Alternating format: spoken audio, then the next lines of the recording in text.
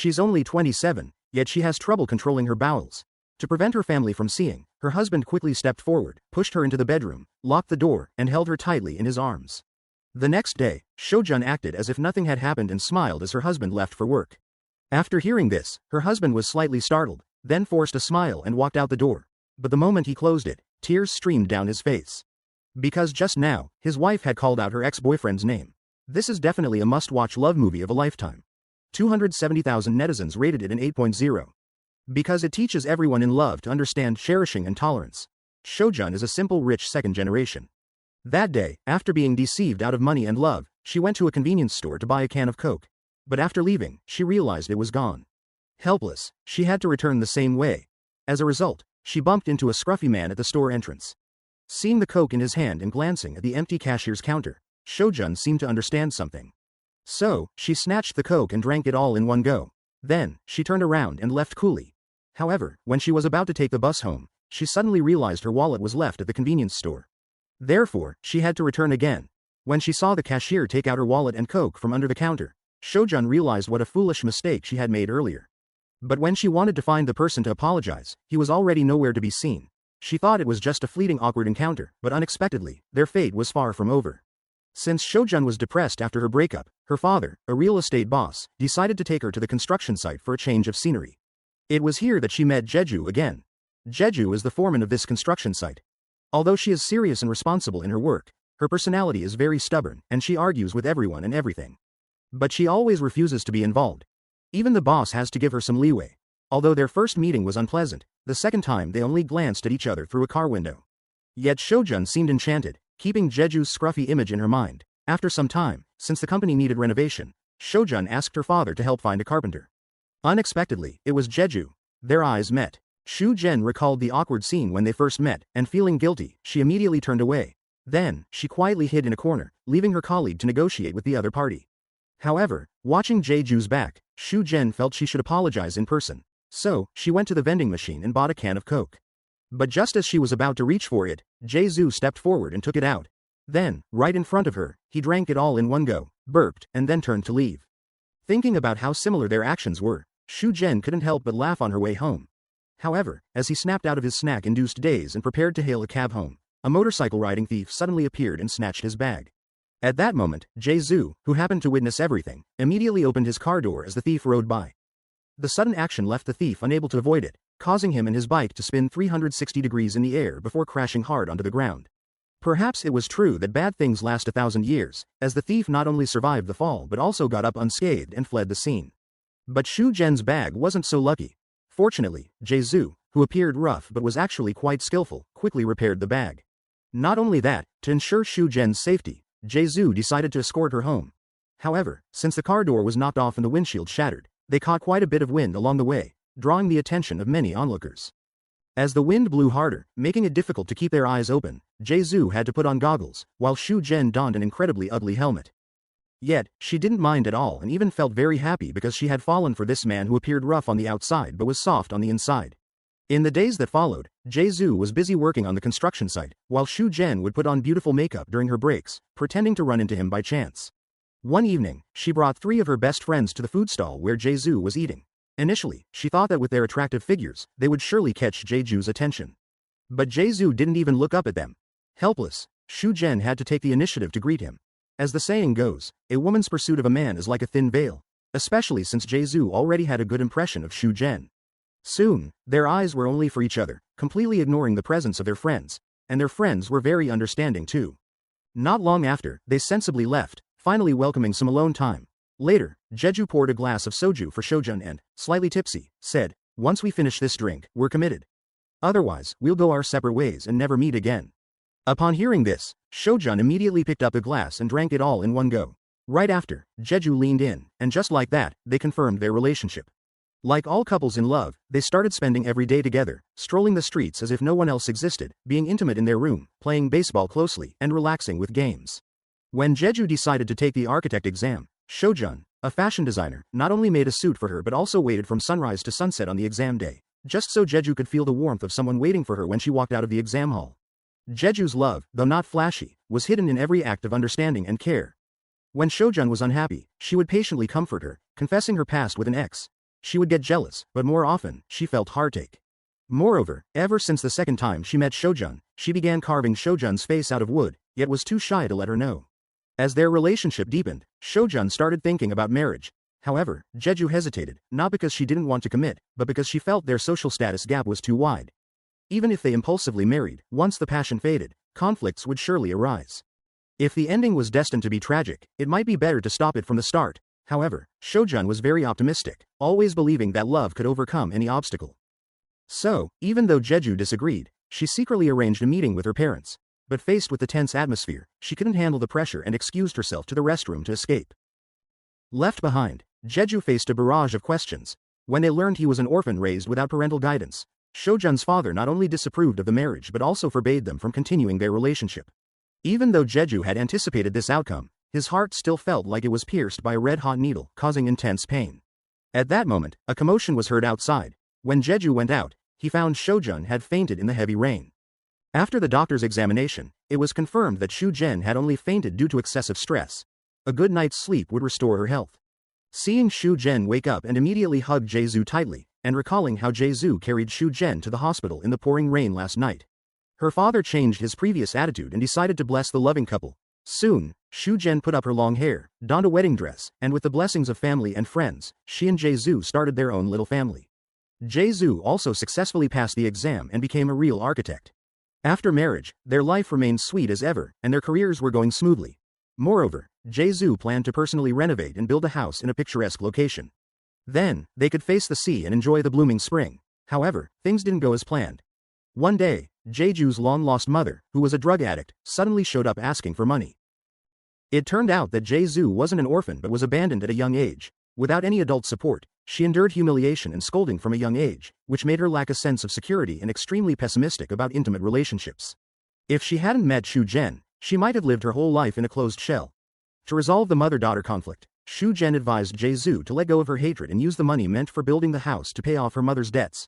Otherwise, even if they moved into a new home, they would feel uneasy inside. But Jae-soo, blinded by anger, not only refused to agree but also smashed a glass in front of Su-jin. Despite being greatly frightened, Su-jin held back her tears, gently wiped the blood from Jeju's hand, and patiently said, "I know forgiving isn't easy.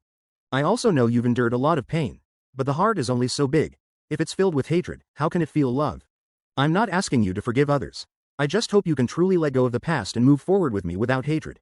Feeling full of love, Jae-soo finally took Su-jin's advice and used all her savings to pay off her mother's gambling debts. As a result, they went completely bankrupt. But Su-jin didn't feel regret at all and even comforted the guilty Jae-soo with humor. Jae-soo secretly vowed in her heart to protect her beloved for a lifetime. But it seems that fate wasn't done playing tricks on this unfortunate couple. Recently, Su-jin found herself often forgetting the way home. When her friends found out, they teased her, saying she was too tired at night to have any energy the next day. Little did they know, Su-jin was slowly stepping into an abyss. That night, as Su-jin reached her doorstep, she suddenly couldn't understand why she was there. It wasn't until she cautiously opened the door and saw the familiar setup inside, along with the man she loved most, that she finally smiled with relief. But the next day, to find out the truth, she went to the hospital for a checkup. When the results came out, the doctor was speechless, as if he couldn't believe it or didn't know how to break the news. It turned out that Su-jin, only 27 years old, had Alzheimer's disease. Simply put, it's dementia. This disease can't be treated with surgery, only medication can alleviate the symptoms. But over time, patients will gradually forget everything, even losing basic self-care abilities. The sudden shock left Su-jin in despair, but no matter how overwhelmed and helpless she felt, she didn't plan to tell her family about her condition. She wasn't mentally prepared, nor had she figured out what to do next. To avoid getting lost outside and to spend more time with Jeju while she was still lucid, Su-jin decided to quit her job and stay home all day. Moreover, to not forget the person she loved most, she drew Jeju in her notebook every day. Then, she carefully observed him drinking. But eventually, the truth couldn't be hidden, especially since Jeju's love and attention for Su-jin far exceeded ordinary people's imagination. In fact, the night Su-jin returned from the hospital, Jeju noticed the sadness hidden behind her smile. He didn't ask for details but instead held her tightly after dinner, trying to comfort her in this way. When Su-jin suddenly mentioned quitting her job, Jeju thought it was because she was unhappy at work, which was why her mood was low. So he immediately comforted her, saying if she didn't want to work, she didn't have to, as he could earn enough to support the family alone. Moreover, to cheer Su-jin up, Jeju even let her win at cards for the first time. But at that moment, Su-jin realized that perhaps she would never experience such sweetness again. So, she didn't even look at the cards. She quietly slipped into the bathroom to cry, and as a result, missed Jeju's feelings. Although Jeju noticed something at the time, she didn't immediately ask about it. Instead, the next day before work, she made a funny face to cheer up Seo-jun. Originally, Jeju thought that since Seo-jun was already an adult, if she didn't want to talk about something, it was best not to press her. However, that day, when she happily wanted to show off her love-filled lunch to her coworkers, she found that both lunchboxes were filled with only rice. But she clearly remembered smelling the aroma of Seo-jun's cooking that morning when she woke up. In an instant, a sense of unease surged in Jeju's heart. Immediately after, she went to the hospital. When she learned the truth from the doctor, she was so emotional that she pushed the doctor against the bookshelf, as if that could make what she just heard disappear. It wasn't until a nurse rushed over and said that the doctor's wife had died from the same disease that she let go in despair. Meanwhile, Seo-jun suddenly received a call from her ex-boyfriend. It turned out that her ex, who had been transferred to work in another city not long ago, was suddenly transferred back. He thought Seo-jun resigned because she didn't want to work with him anymore. So he called to ask, and since she didn't want to get entangled with him and needed to handle her resignation, Seo-jun decided to go to the company. But shortly after leaving, she felt a wave of dizziness. Then, she even forgot how to use her phone. A security guard nearby noticed her lost in the crowd. However, when he asked where she was going, she foolishly said, "I don't know." Just as the security guard was unsure what to do, Seo-jun's ex-boyfriend walked up to them. The moment Seo-jun saw him, a smile immediately appeared on her face. Not only that, she seemed to have forgotten his betrayal, thinking they were still in love. However, she quickly regained her senses and hurriedly fled the scene. The doctor had said that Seo-jun's condition was very similar to his wife's before she passed, more challenging than typical Alzheimer's patients. Because she would sometimes be clear-headed and sometimes confused, and the order of her memory loss started with the most recent memories. This meant Seo-jun would forget Jeju first, and then her ex-boyfriend. Once these symptoms appeared, it meant the disease had reached the middle to late stages. After leaving the hospital, Jeju immediately called Seo-jun. But from the other end came the voice of a stranger. Realizing something was wrong, Jeju immediately started searching the streets for Seo-jun's figure. It wasn't until nightfall, when the city lights came on, that she saw Seo-jun's helpless and painful silhouette at the baseball field where they often met. Knowing that Jeju had learned the truth, Seo-jun cried and said, "There's an eraser in my brain, and I don't know when it will erase all my memories of you and me. At that time, I will completely forget you, and even forget myself. My love for you will also cease to exist. So, rather than suffer in the future, let's break up now." Although every word spoke of parting, Jeju knew this was Seo-jun's expression of fear and anxiety. So she firmly replied, "I will always be by your side. If you forget me, I'll help you remember. If you really can't remember, we'll just treat every day as our first love." With that, the two, who were crying and breaking down, found the courage to continue through mutual comfort and support. In the days that followed, to prevent any accidents with Seo-jun, Jeju not only hung a tag around her neck to prevent her from getting lost but also filled the house with sticky notes. But even so, an accident still happened. That morning, just after Seo-jun saw Jeju off to work, her uninvited ex-boyfriend showed up. At that moment, Seo-jun became disoriented again. So, she happily invited him in. However, while they were having an intimate conversation in the room, Jeju, worried about Seo-jun, returned home and saw the scene she least wanted to see. Jeju immediately punched the man. But to the current Seo-jun, the person being hit was her lover. Therefore, she disregarded the knife in her hand and tried to stop Jeju's violence, resulting in a cut on Jeju's arm. Heartbroken, Jeju became even angrier and dragged the man outside, continuously punching him in the face. Just as the man was about to be beaten to death, Seo-jun, who had followed them out, suddenly fainted. This scene was witnessed by Seo-jun's parents, who had come to visit. After learning that their daughter had Alzheimer's, her father advised Jeju to consider divorce. He knew how tortuous the later stages of the disease could be, and even biological parents might not have the patience to care for her. Moreover, Jeju was still very young and didn't need to waste her life on a patient who would soon lose all memory and be completely unable to care for herself. But Jeju still insisted on her choice.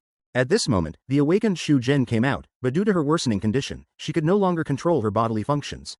Jeju firmly pushed her back into the bedroom and then knelt down to clean the filth from her body.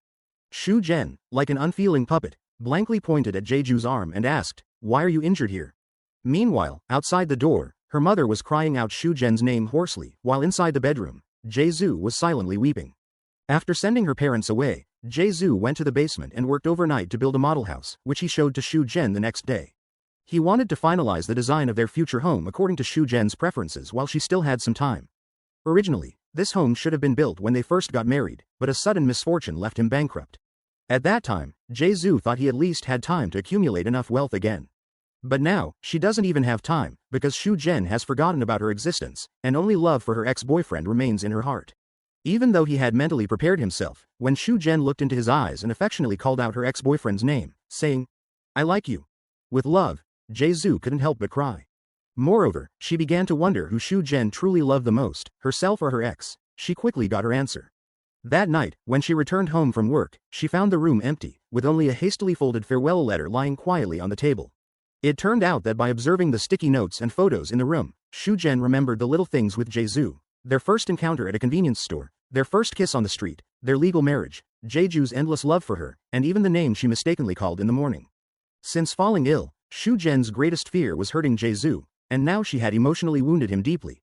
She couldn't bear the thought of it happening again, and just thinking about it made her feel suffocated with pain.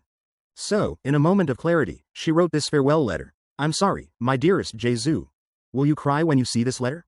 I don't want to see you cry and be sad. I want to see you happy and make you happy. But now, I can only bring you pain. My dearest Jae-soo, please don't misunderstand. The one I deeply love and think about is only you. I wish so much to show you my true heart, to say over and over again on the days I can think of you, how much I love you, only you. I never want to forget you. Can you feel my feelings? Because of my forgetfulness, I met you, and also because of my forgetfulness, I have to leave you. You are the most brilliant chapter in my life. I thank heaven for giving you to me, and I have come to understand. I don't need to remember you, because I already have your shadow in me. Every expression of mine carries your traces. Even if one day I completely forget you, nothing in this world can separate us. Although you never said you love me, I know you love me deeply, just as I love you. Finally, I want you to meet my father." But after meeting, Jeju found that what awaited was a divorce agreement. But Jeju tore it in half without thinking. Father didn't understand why he was so stubborn, having lived a hard enough life in the first half. Why trap himself in the mire in the second half? However, Jeju said, "She gave me happiness, helped me break free from the darkness of the past. She filled the love I was missing, she filled the void in my life. If I lose her, my life will lose its meaning." Since no one knew where Sojun went, Jeju reported her missing to the police. While waiting for news, she seemed soulless, holding Sojun's letter all day, sitting in a daze. Occasionally, she would buy 2 tickets and search aimlessly. That day, he met a haggard-looking homeless man at the bus stop. Perhaps seeing his sadness, the homeless man, using a request for a light as an excuse, began to expound on the great truths of life. Whether love or money and wealth, they are like this cigarette in my hand. Without fire, they are useless. So it's better to throw it away. But for Jeju, he still had a fire in his heart. Therefore, he couldn't give up his feelings. Moreover, there were things he had to say to Sojun. Perhaps heaven thought the trials for this couple were enough, so finally, some luck arrived. Just as Jeju was preparing to leave home for a long time, she suddenly had a whim to open the mailbox she hadn't checked in a long time, and happened to find a letter from Gangneung. Although there was no sender's name on the envelope, Jeju immediately recognized it as Sojun's. The letter said, "Strangely, today I remembered a lot, remembered the convenience store where we first met, and the baseball field where we dated. Maybe it's the last time, thinking about this, so I couldn't help but write you this letter. In the past, to help me remember, you always ask me a lot of common knowledge questions. This time, you're not by my side, so I'm reporting to you on my own. The highest mountain on the Korean peninsula is Mount Paektu, 274 meters. The highest mountain in South Korea is Halasan, 1,950 meters. The cola I took from you was 17 cents. Christmas is December 25th. See, I didn't get anything wrong, did I? Now, I'm really doing well. You should forget about me too, find a new love, and live a happy life. But in the future, remember not to lose your temper so often, because you look scary when you're angry. Maybe you don't know, but you're a good husband. As your wife, I think I didn't choose wrong." Finally, Su-jin told Chul-joo not to come looking for her. But Chul-joo was already driving non-stop to the sanatorium where she was. The nurse responsible for taking care of Su-jin said that there was a time when she couldn't even dress herself. But now, she's adjusted quite well. When she first arrived, she brought many of your photos together, but later, she tore them all up, leaving only the one you see now. After saying this, she took Chul-joo to the balcony. Su-jin, who had lost all her memory, was sitting on a chair drawing. Although the figures she drew were very abstract, you could see Chul-joo's shadow in every picture. The doctor once said that the human brain is truly amazing. 1 second, everything is normal, and the next, you might forget everything. But in some small corner, there remains a familiar image that even the person isn't aware of. Since it was mealtime, the nurse took Su-jin and Chul-joo to the dining room. Looking at the once closest lover who now couldn't recognize him at all, Chul-joo felt both heartache and tenderness. Suddenly, Su-jin smelled a familiar scent, but no matter how hard she tried to remember, she couldn't recall where she had smelled it before. At this moment, Chul-joo was already in tears. It turned out that it was the scent of Chul-joo's aftershave, which was also the most captivating fragrance for Su-jin. Originally, Chul-joo had long lost the heart to groom himself. It wasn't until he received Su-jin's message that he hurriedly tidied up his appearance. As the saying goes, dress properly to meet your beloved. Moreover, this scent held extraordinary significance for them. After the meal, accompanied by medical staff, Chul-soo took Su-jin to the convenience store where they first met and reenacted the scene of their first meeting.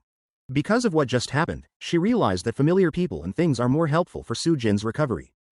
So, he called in Su-jin's parents and his own mother to help play the roles of the convenience store staff and customers.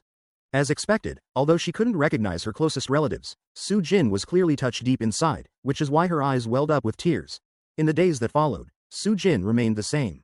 She couldn't recall the past, but with Chul-soo's daily companionship, seeing the wooden sculpture he gave her, and hearing him say, "I love you," she fell in love with this man by her side over and over again. A Moment to Remember is a romance film directed by Lee Jae-han, starring Sun Ye-jin and Young Woo-sung, released in 2004. Su-jin, who suffers from Alzheimer's at the age of 27, met and fell in love with Chul-soo before her illness. After the onset, to avoid burdening and hurting her lover, she chose to leave voluntarily. However, Chul-soo always held onto their love, turning the inevitable tragedy into a deeply moving story. Human memory may gradually blur or even completely disappear over time or due to illness. But love does not fade away because it doesn't rely on fragments of memory to exist. Instead, it grows silently like roots buried deep underground in the soil of forgetfulness. When the past slips away like sand through fingers, a lover remains in a form that transcends time, becoming a star that connects souls, an anchor deep within the heart that never extinguishes. When forgetting takes away the past, love creates a new present. Love is not just an outburst of emotion but a continuous choice. Choosing to forgive the past, to accept imperfections, to fight the absurdity of fate with love. This initiative and tolerance also make love a redemptive force, healing the wounds of impermanence. In fact, whether or not memories fade, human life will eventually come to an end. By then, all desires, anger, ignorance, love, hate, and enmity will burn into wisps of smoke. This means that in life, there's nothing to be too afraid of. Cherishing every moment we have is the simplest truth of life. Alright, that's all for today's movie sharing. Please like, comment, and share. Looking forward to our next meeting.